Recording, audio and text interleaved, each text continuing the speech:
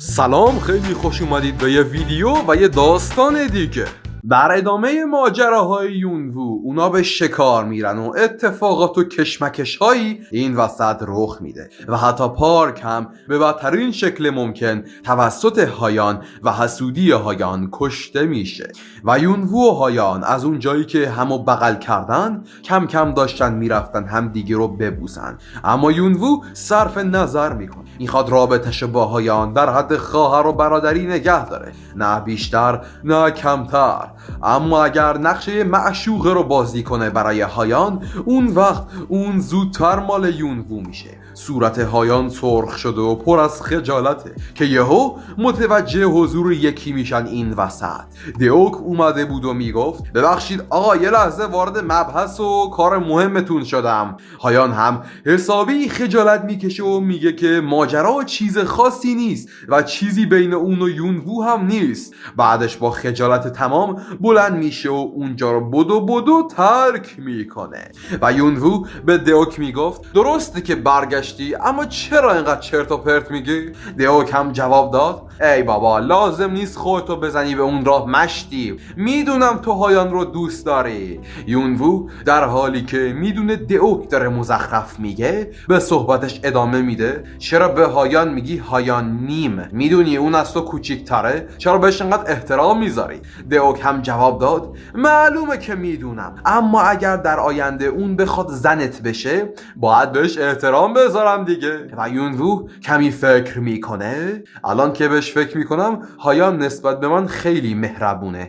نکنه زیر سر این دیوک مرتیکه عوضیه که داشته این حرفا رو توی گوش هایان فرو میکرده. دیوک هم بالاخره اعتراف میکنه از اونجایی که تو گفته بودی هوای هایان رو داشته باشم، منم سعی کردم شما دوتا رو به هم نزدیک کنم. خلاصه میدونی چرا؟ راستش من یه بلاگر معروف بودم و لقبم هم دکتر عشق بود. تا حالا ندیدی؟ خیلی معروفه ها. من تمام تلاشم رو کردم تا شما رو دوتا رو به هم برسونم مرغ های عاشق. یونوو هم مونده بود که چی بگه به این مرتیکه و از صورتش از حجم چرت و پرتای دیوک داشت مچاله میشد و کفری میشد از دستش و بعد با خودش میگفت دیوک گفت ای خوک عوضی، یعنی از همون اول تبدیل به شخصیت های اصلی عاشقانه شدیم که توی عوضی نوشته بودی برامون؟ خوک حرومزاده، تو دقیقاً چه نقشه‌ای داشتی و چه گوی خوردی؟ و فردای همون روز یونوو بیداره و دیوک گرفته مثل یه خرس خوابیده. بعدش یونوو میره بالا سرش و مجبورش میکنه که بیدار شه مرتیکه و میره که دست بزنه به هایان و اونم بیدار کنه از خواب نر.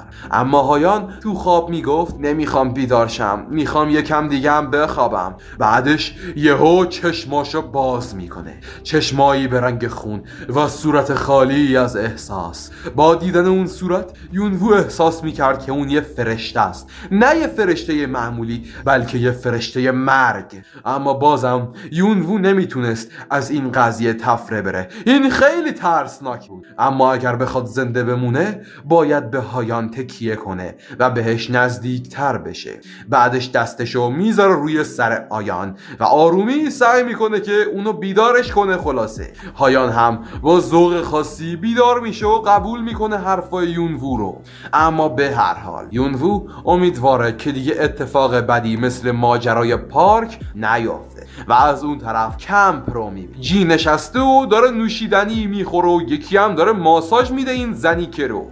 وقتی که داره ریلکس میکنه یهو متوجه میشه که دو نفر دارن میگن شکارچیا برگشتن. جی هم بیدرنگ بلند میشه و در جا حرکت میکنه و میگه که در رو باز کنن، اما متوجه این میشه که سونگ و پارک اینجا نیستن.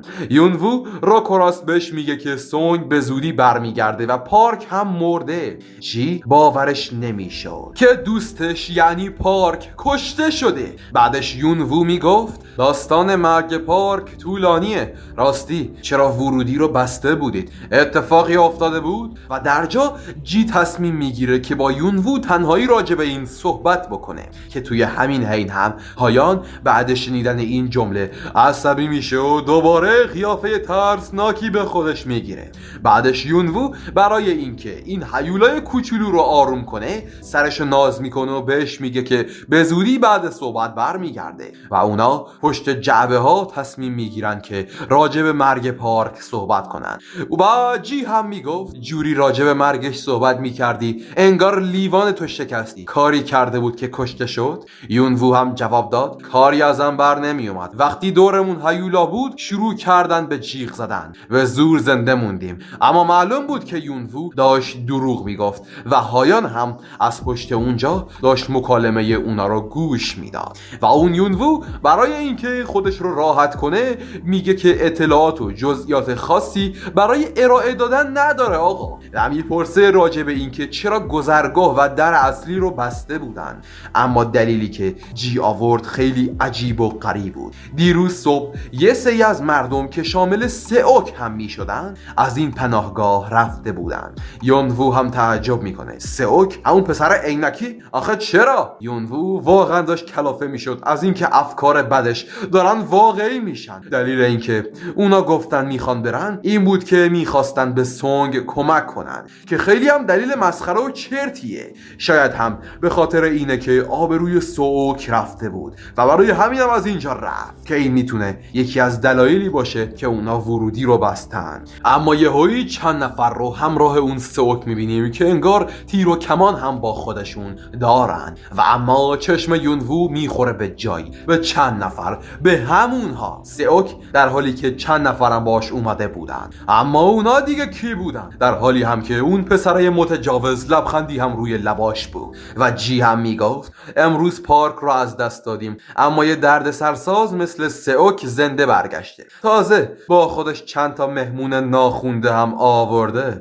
اما اون سئوک عوضی چی توی فکرش میگذشت؟ اما فردی پشت سر سئوک بود، یه یارو با چشمای قرمز، یه یارو که زخمای عجیبی هم روی صورتش بود. اون حرومزاده دیگه کی بودش؟ اون یارو لبخندی هم روی لباش داشت. اونا رو تا حالا یونوو ندیده بود و اونا بیشتر از اینا بودن، اما خب 7 نفر باشون رفته بودن و 6 نفرشون بر نگشتن.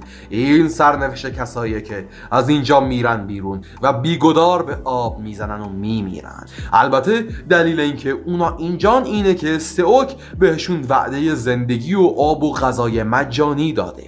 ظاهر اونا قشنگ میخوره که یه مش اراذل اوباش باشن واسه خودشون و یونوو از توانایی چشم ذهن استفاده میکنه تا ببینه اون یارو مرتیکه ترسناک چقدر قویه. اون یه کلاس کمیاب داشت، کلاس کمیاب شمشیرزن جادویی، لقبش قاتل حسابگر بود. اون دیگه چه کوفتی بود. و در جا یونوو میگه که دئوک و هایان رو بیارن همینجا. جی هم قبول میکنه و یونوو در جا گارد میگیره جلوش و نیزش هم در میاره و با جادو اونو آتشین میکنه.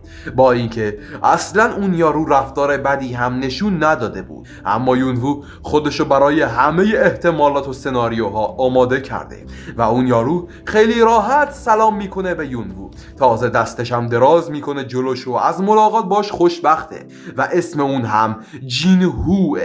یونوو هم خودشو معرفی میکنه، اما چیزی که براش عجیب بود این بود که اون یارو واقعا یه قاتله. هیچ جاش به یه قاتل نمیخورد و خوش اخلاق بود. بعدش جینهو میگفت از سئوک راجبت خیلی چیزا شنیدم که کلاس جادوگر رو از دستات میتونی آتیش بدی بیرون.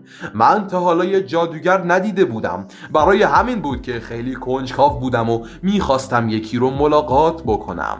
یونوو هم با خودش میگفت سئوک عوضی اگر دستم بهت نرسه مرتیکه متجاوز. اون موش کثیف چقدر راجع به من حرف زده و اون اراذل اوباش و اعضای جدید وارد مقر میشن و بقیه مردم هم از اینکه یونوو رو میبینن خوشحالن و بهش خوش آمد میگن.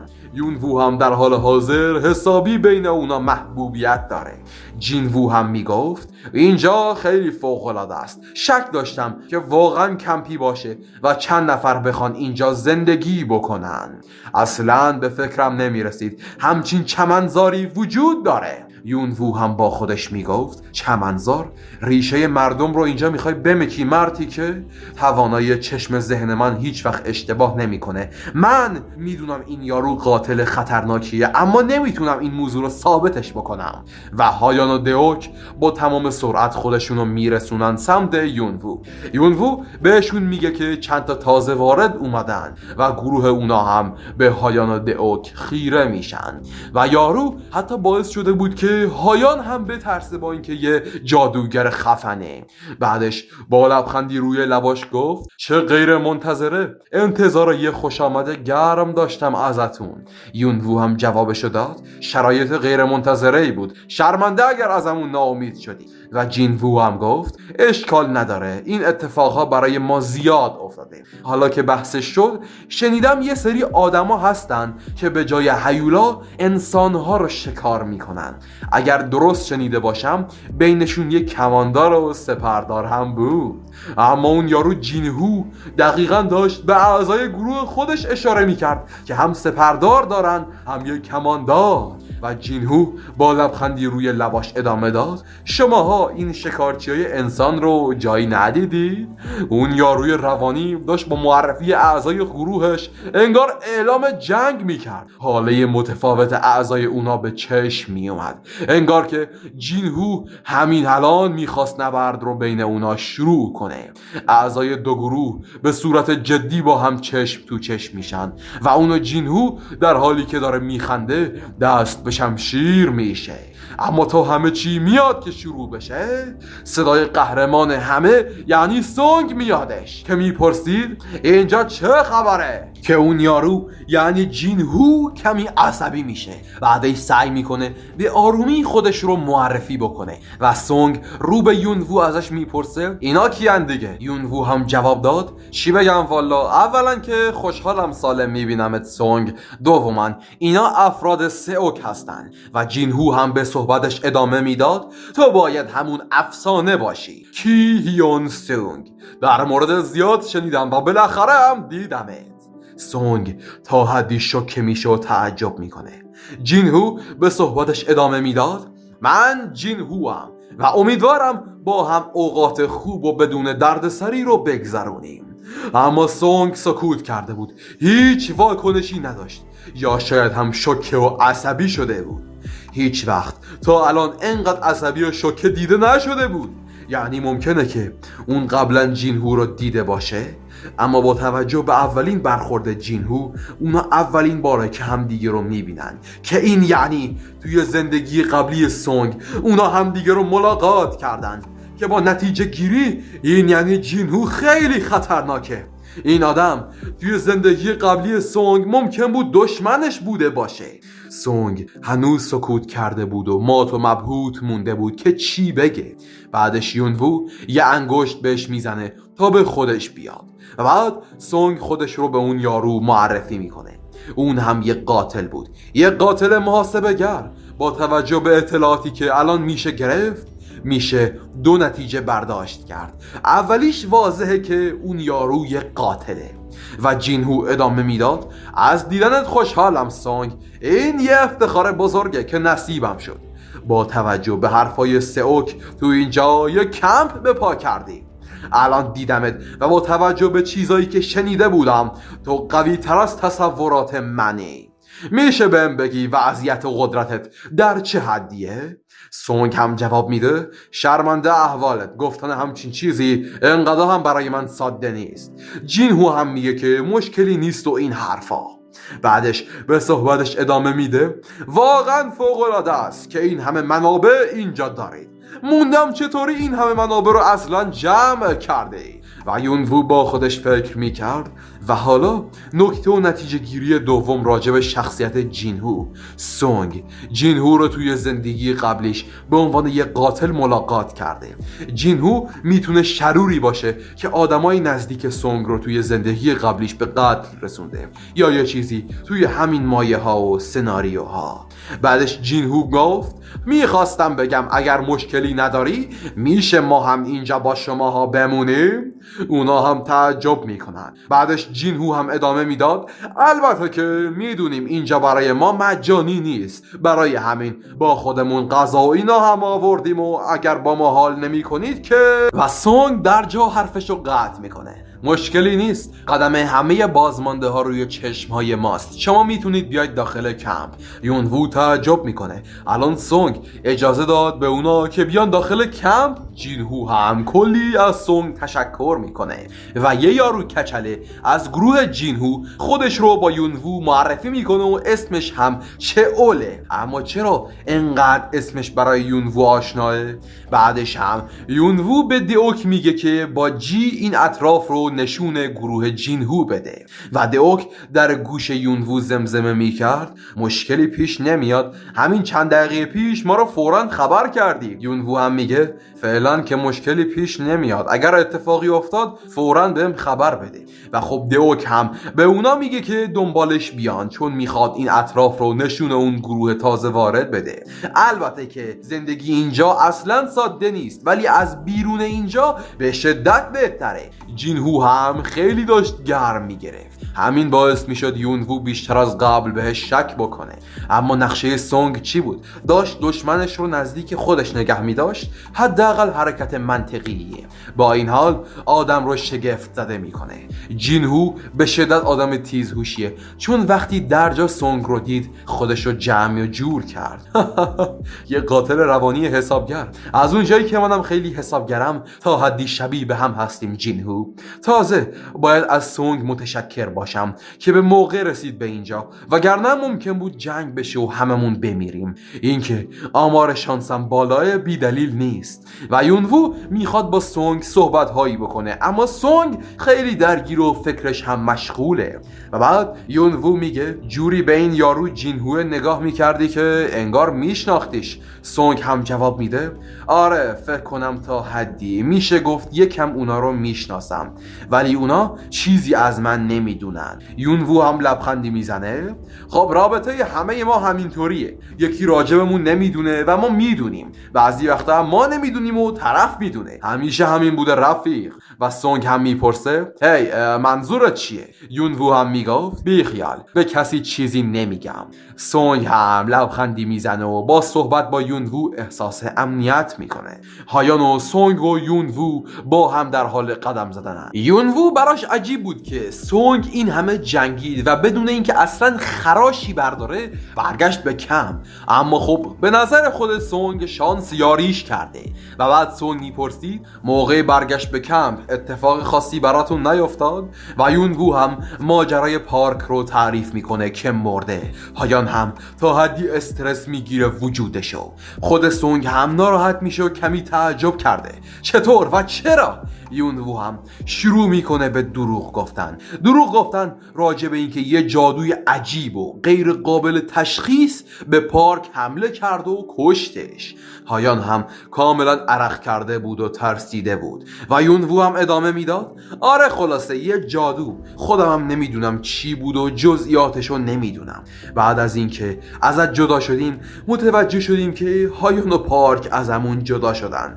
وقتی رسیدم دیدم پارک دست و پاهاش قطع شده بود. اون ممکن بود یکی از تله های اون 1000 تا بوده باشه. هایان بیشتر از قبل ترسیده بود و عرق کرده بود نکنه یونوو لوش بده. سونگ داشت فکر میکرد به تله، مگه همچین تله‌ای اصلا وجود داشت و ممکن بود؟ و یونوو هم با خودش فکر میکرد اون شک کرده، راستش اصلا همچین تله‌ای وجود نداشته. خود سونگ هم اینو میدونه که همچین تله‌ای وجود نداره چون اون از گذشته اومده و شاید راجع راجع به همه چیز بدونه. و یونوو هم به صحبتش ادامه داد: میخواستم جسد پارک رو با خودم بیارم ولی نشد متاسفانه، چون خونسردیم رو از دست داده بودم و ترسیده بودم. فکر میکردم سوزوندنش بهتر از این باشه که هیولاها بخورنش. و بعد خودشو جوری نشون میده که انگار حالش بد شده و عذاب وجدان داره. و سونگ میپرسید: هی پسر، حالت خوبه؟